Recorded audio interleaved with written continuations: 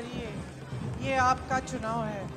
कितने चुनाव हिंदू मुस्लिम हिंदू मुस्लिम हिंदू मुस्लिम करके आप लड़वाएंगे?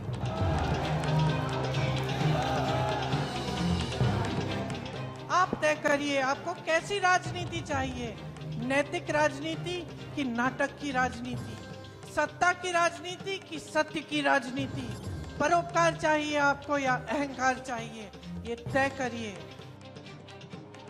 कांग्रेस महासचिव प्रियंका गांधी वाड्रा लोकसभा चुनाव के लिए धुआंधार प्रचार कर रही हैं और चुनावी भाषण के दौरान काफी आक्रामक भी नजर आ रही हैं। जब जब कांग्रेस या गांधी परिवार को जरूरत पड़ी, प्रियंका ढाल बनकर सामने आई। कांग्रेस 24 के रण में धमाकेदार प्रदर्शन कर पाए, इसके लिए प्रियंका देश भर में घूम घूम कर चुनाव प्रचार कर रही हैं।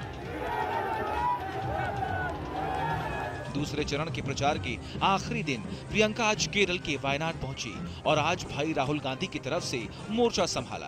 प्रियंका ने वायनाड में रोड शो किया और लोगों से अपने भाई को रिकॉर्ड वोटों से जिताने की अपील की। वायनाड में प्रियंका ने बीजेपी नेताओं पर चुनाव प्रचार के दौरान बेरोजगारी और महंगाई जैसे जरूरी मुद्दों पर चुप्पी साधने का आरोप लगाया।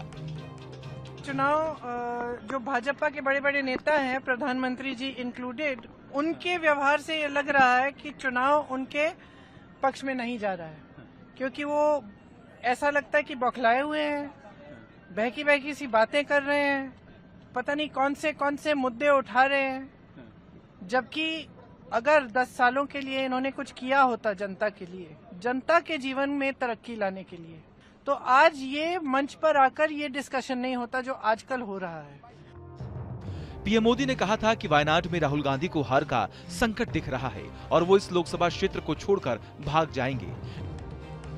यूं तो वायनाड सीट राहुल के लिए सबसे सुरक्षित सीट मानी जा रही है, लेकिन इस बार सीपीआई उम्मीदवार और डी राजा की पत्नी इनी राजा उन्हें यहां से हराने में जुटी हैं। शायद इसीलिए भाई की चुनावी नैया पार लगाने के लिए प्रियंका ने कमान संभाल ली है और वो पीएम मोदी के बयानों पर सीधे सीधे पलटवार कर रही हैं। इंदिरा गांधी ने अपना सोना, जब जंग हुई थी, अपना सोना देश को दिया। मेरी मां का मंगलसूत्र इस देश को कुर्बान हुआ है, और अगर मोदी जी मंगलसूत्र का महत्व समझते तो वो ऐसी अनैतिक बातें नहीं करते। प्रियंका गांधी को कांग्रेस के अंदर संकट मोचक के तौर पर देखा जाता है। जब भी मां सोनिया गांधी या भाई राहुल मुश्किल में फंसते नजर आते हैं तो वो सामने से लीड करती दिखती हैं। लोकसभा चुनाव के लिए उत्तर प्रदेश में समाजवादी पार्टी के साथ सीट बंटवारे के मसले को प्रियंका गांधी ने ही सुलझाया। सीट बंटवारे का फॉर्मूला तय करने के लिए प्रियंका ने ही अखिलेश यादव से बात की थी। दोनों नेताओं की बातचीत के बाद ही दोनों पार्टियों ने औपचारिक रूप से गठबंधन की घोषणा की, जिसमें कांग्रेस को 17 सीटें मिली, जिसमें वाराणसी निर्वाचन क्षेत्र भी शामिल था, जहां समाजवादी पार्टी ने पहले ही अपने उम्मीदवार का नाम घोषित कर दिया था। समाजवादी पार्टी के साथ समझौते से आम आदमी पार्टी भी बातचीत की मेज पर लौट आई। उसके बाद कांग्रेस और आप ने 3 राज्यों और दिल्ली में गठबंधन का ऐलान किया। वैसे 2017 के यूपी विधानसभा चुनाव में कांग्रेस और समाजवादी पार्टी के बीच सीट बंटवारे का मसला भी प्रियंका ने ही सुलझाया था। तब अखिलेश यादव कांग्रेस को 100 से भी कम सीटें देने पर तुले हुए थे, जबकि कांग्रेस 138 सीटों की मांग कर रही थी। लेकिन जिस दिन प्रियंका ने फोन पर डिंपल यादव और अखिलेश से बातचीत की, उसके अगले ही दिन दोनों पार्टियों के बीच गठबंधन का ऐलान हो गया और कांग्रेस को 105 सीटें मिल गयी। कांग्रेस के दिग्गज नेता भी प्रियंका की रणनीति और पार्टी को संकट से उबारने की उनकी काबिलियत के कायल हैं। इसीलिए लोकसभा चुनाव के लिए दक्षिण से लेकर उत्तर भारत तक कांग्रेस के लिए प्रचार कर रही है। कि पीएम कह रहे हैं हमें 400 पार कर दो, हम संविधान को बदल देंगे, हमें 400 सीट दो। आप तय करिए, आपको कैसी राजनीति चाहिए? नैतिक राजनीति कि नाटक की राजनीति? कांग्रेस नेताओं का कहना है कि प्रियंका गांधी में संगठन चलाने की जबरदस्त क्षमता है। कांग्रेस नेताओं का ये भी दावा है कि पार्टी के पुराने नेताओं के साथ जुड़ने और पार्टी के भीतर दूरियों को पाटने की क्षमता प्रियंका की सबसे बड़ी खासियत है और यही वजह है कि उन्होंने कई राज्यों में पार्टी को संकट से बाहर निकाला है। प्रियंका गांधी की वजह से ही हिमाचल प्रदेश, राजस्थान, छत्तीसगढ़ और पंजाब में पार्टी का संकट टला। हालिया में हिमाचल प्रदेश संकट को सुलझाने में प्रियंका गांधी ने अहम भूमिका निभाई। सुक्खू सरकार बचाने के लिए प्रियंका ने खुद कमान संभाली थी और विक्रमादित्य और प्रतिभा सिंह से सीधे बातचीत की थी।